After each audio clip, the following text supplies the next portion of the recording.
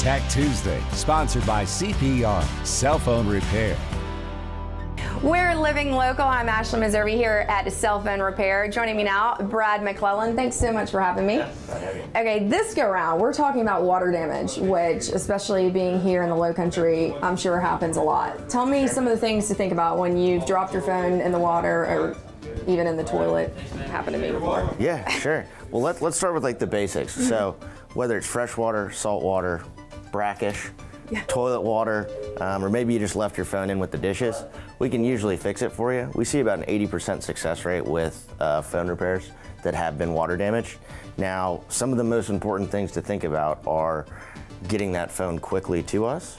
So you don't want to let that water sit in there longer than you have to. You don't want to turn your phone on. So you don't want to activate that battery to have it make contact with the motherboard, because once that happens, you can actually fry the phone and lose all your data. And along those same lines, you don't want to plug it into a phone charger because that's also going to push current through the phone and it can potentially blow that motherboard for you. So basically you have a lot of little circuits, and once you add water in there, it's just not a combination that you want to have. So ideally you get the phone to us quickly. But one other thing to keep in mind is kind of the urban myth out there that exists, which is throw your phone in rice as quick as possible. You actually don't want to do that, because that's going to actually introduce some starches and sugars to the interior of the phone that are actually going to speed up the corrosion. That's the other nasty piece of liquid damage.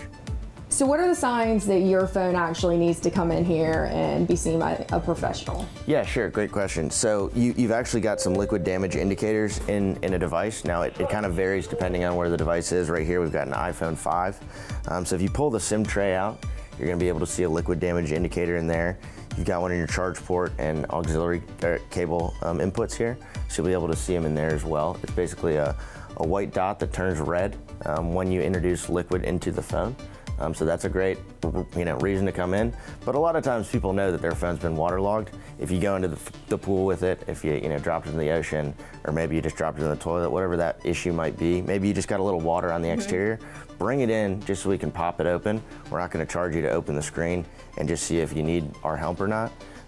But it's definitely better to come in and get it checked out than risk having water in there and corroding your motherboard, hurting your battery, losing some of the information on your phone, because that's all information that you need to use. Okay, so we're actually going to see a professional working his magic right now, aren't we? We'll show you exactly how to do a water damage treatment, how it happens in the store, and what we do with the phone. All right, Daniel, we just were talking about water damage and the things to look out for. What can someone expect when they come in here to get a repair as far as that goes? Basically, we're going to open it up. We're going to see what kind of damage we're dealing with. There's a few types of oxidation or rusting, which is the chemical reaction of whatever chemical or water it fell in. Salts, starches, as Brad was saying earlier, they all affect the board in different metals in different way. So I've got to see exactly where the corrosion is, what type of it is, and exactly what needs to be done. Usually 4 to 5 hours is what I would say for a typical water treatment. What we're going to do is take your phone into the back, we're going to take the motherboard out, we're going to scrub it down, spray it with some chemicals to try and stop or slow down that molecular process of rusting and oxidation. We're going to put it in a sonic bath, which actually vibrates it sonically at a sonic level.